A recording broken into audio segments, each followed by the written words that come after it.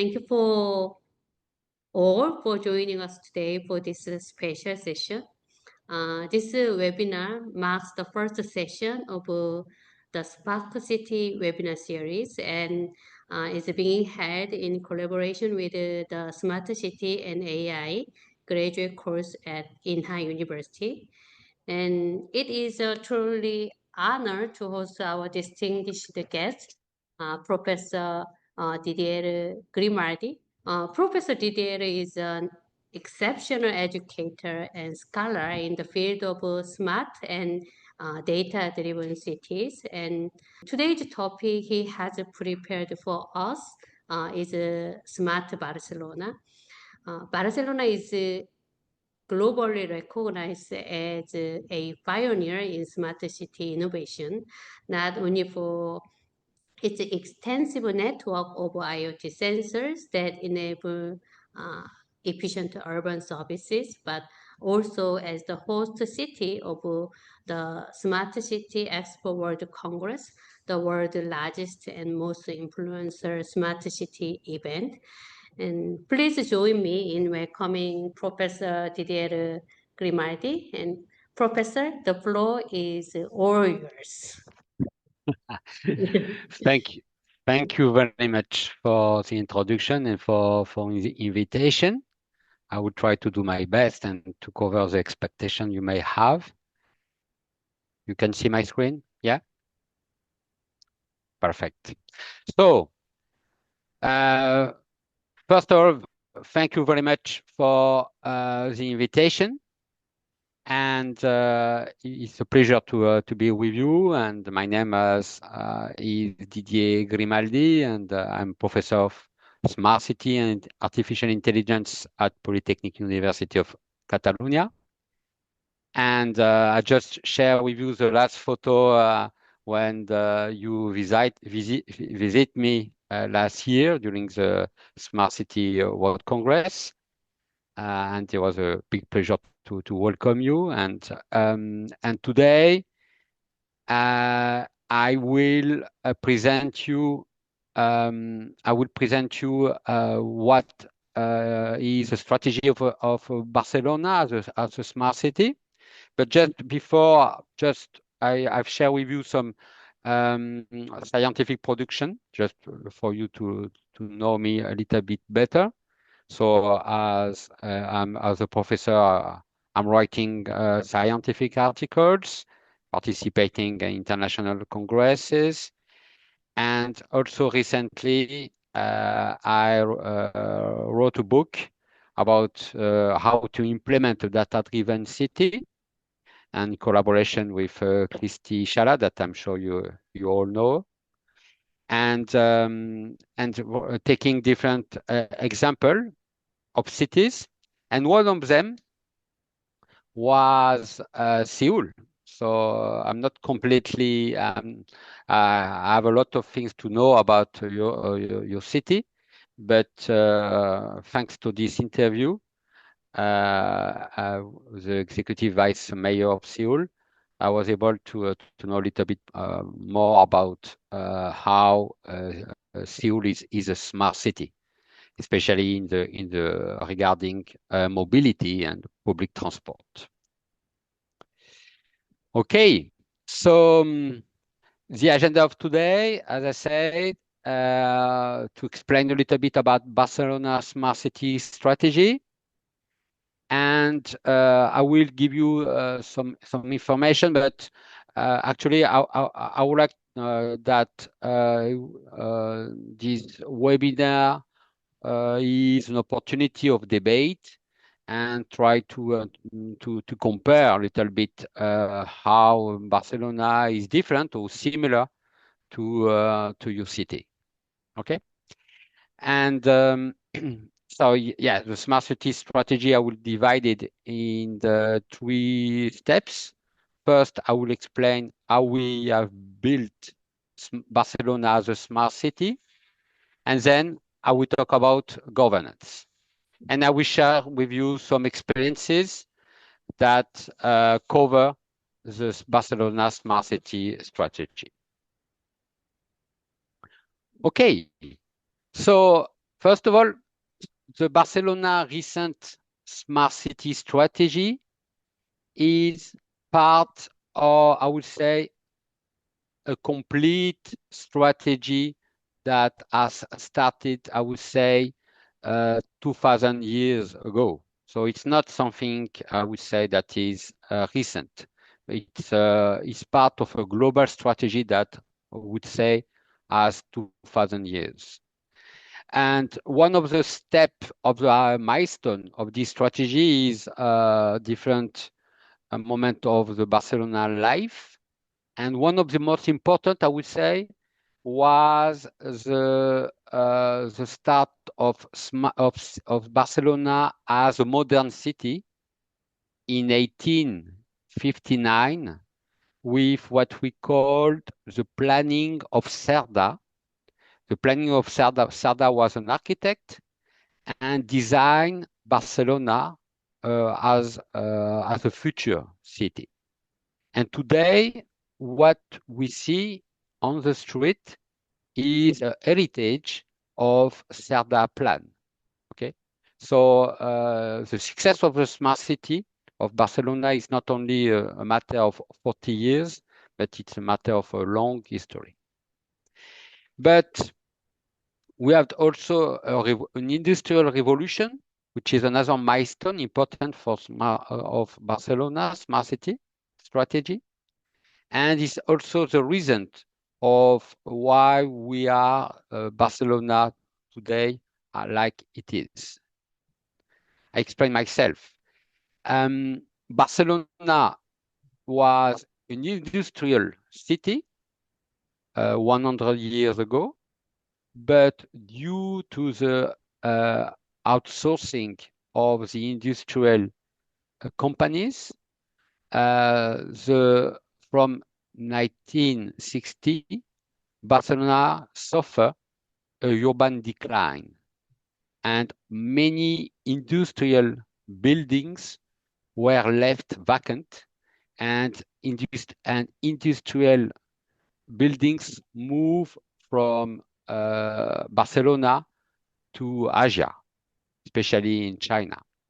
So the impact for the city was a big area was declining. But also Barcelona was able to take this not only as a problem, but also as an opportunity for urban renewal. And we can say that the strategy of Barcelona as a smart city started at that moment, okay? Moving from a problem to an opportunity. And today, if you visit Barcelona, all the smart city features are concentrated in one district, which is called the 22 district, which is exactly the place where was these industrial buildings that, as I said, now have left. And if we look at a city map, this 22 district is exactly here. You know, it's close to the sea, is actually close to my house, and is in the center of Barcelona. Okay, so as a summary, Barcelona has a long history of a smart city, but the last milestone is 1980s when we move from an industrial district to a 90 district, the 22 district. So how do we build this district? How this new district was built? As I'm going to explain, it was built in 3 phases. The first is called as infrastructure as a backbone. It was easy, I would say, because everything could be started from scratch, you know. So as everything can be rebuilt, they destroy all the district, or most of all the district, to rebuild everything from scratch. I mean, new energy networks, new heating and cooling system, new waste collections, new mobility plan, new underground galleries to connect everything, new Wi-Fi and optic fiber systems, etc., etc. You know, I would say it's easier when you are in kind of situation that there is nothing, and you can do everything because you are not going to destroy existing infrastructure. Okay, so the first step in Barcelona was this: to build the infrastructure. Second, of course, when you have the infrastructure ready, you need to put knowledge. So the strategy was to create a knowledge economy and to be attractive for the companies, for the international companies to come to our city. And they started to create what we call clusters. Clusters are ecosystems when you put all together different type of knowledge, different type of profiles, institutions, public institutions, universities, research center, money, incubators, entrepreneurs, international companies. You build residences, you build space to put all these people together, and you put also space to make connections between research, university, companies. And this knowledge is divided, as I said, in different clusters. And in Barcelona, we have 5 clusters. One cluster for the energy sector, one cluster for the ICT, the information technology, one cluster for media, TV, etc., one cluster for medtech, medicine, and one cluster for architecture and design. And for each of them, we have built this kind of ecosystem, attracting international talent and also make sure that this international talent stay at Barcelona. And this is kind of companies that we have today. The pleasure to say that they've decided to put their innovation center in Barcelona, or at least one of them. So we have big companies like Cisco, Oracle, Airbnb, and we have also Wallapop, etc., etc. Okay? Okay, so we have a city as a backbone, okay? To have a city that is efficient in terms of connectivity. We have international companies that have come in Barcelona to provide their knowledge. And we have created an ecosystem. So this knowledge is shared between public and private sectors, but it's not enough. We want that Barcelona as a smart city, but we want that this knowledge or this increase of economy give a return to the society. We want that this investment is not only money for international companies, but also for the locals, the residents. So the last phase is what we call the knowledge society. The knowledge societies is to be sure that all this contribution, all this work, all this knowledge is also shared to the citizens. And we want to promote citizens as entrepreneurs. Entrepreneurs that work with international companies, with government, with universities, and all together make solutions, make smart city solutions. Okay? So that's, for instance, one of these clusters. When we have public companies, we have university, we have government headquarters, and also we have a space for entrepreneurs. Okay, and all together they are physically close. They can work together and build smart city solutions for Barcelona. And this is how the smart city, the Barcelona smart city was built.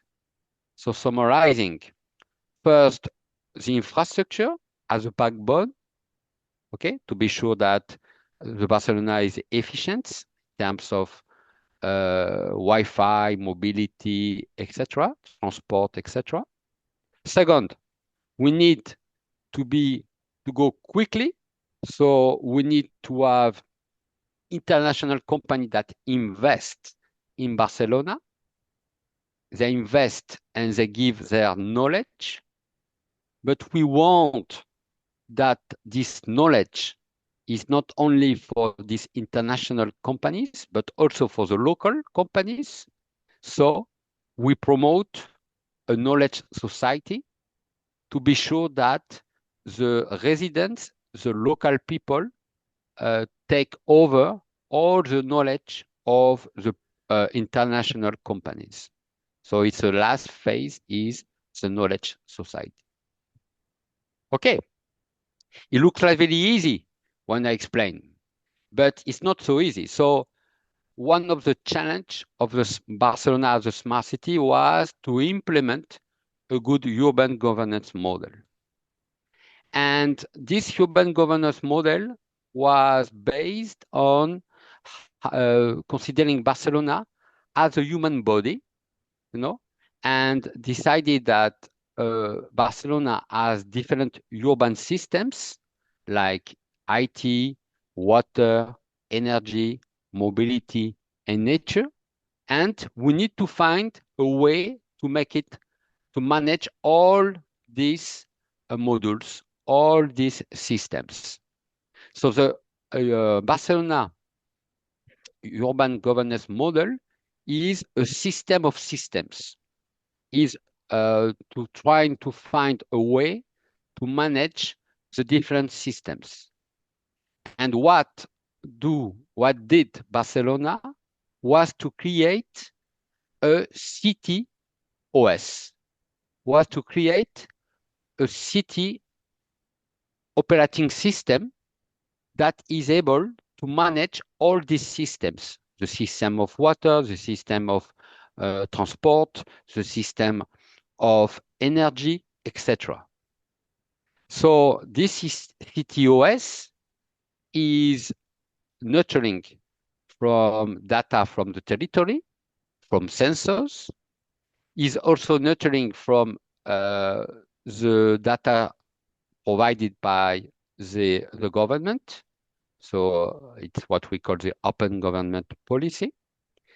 And with all this data is try to find solution to improve the quality of life of the citizens. And also this CTOS has the objective to be shared to other cities, to be able to connect cities together. Okay, so it's not only to have a CTOS for Barcelona, but to have a city platform that can be shared by all the cities that want to use it. It was like to have a city protocol, you know, like we have an HTML protocol to connect laptops together. So the city protocol is like a protocol to connect cities together.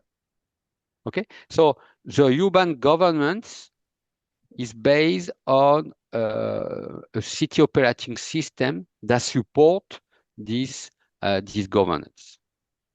So as a conclusion of our conference, I would say that we have a data-driven policy. Smart city solutions are based on data-driven decisions. when we have a public-private collaboration, and we try to make this public-private collaboration. I'm not saying you just say that it was not so easy in Seoul, but I'm not saying that Barcelona is, you know, an ideal city and everything is working perfect. But that's the aim, to have this public-private collaboration. And the objective, the ambition of Barcelona is to have a global leadership, you know, and to share his way to govern the city, and to share it to the rest of the world. And one asset that has Barcelona is this CTOS that makes how to collect data and to take decisions with this data. It was just to summarize what I've just said during this conference, and I'll let you. I give you the floor. So, like, thanks for accepting my invitation. And this lecture was very insightful. And I hope we can continue to have a discussion about things or issues around smart cities in the future. Absolutely. It will be a pleasure, and you know that you can count on me. So, Thank you very much, and thanks for your comments, and we'll keep in touch. Thank you. Bye-bye.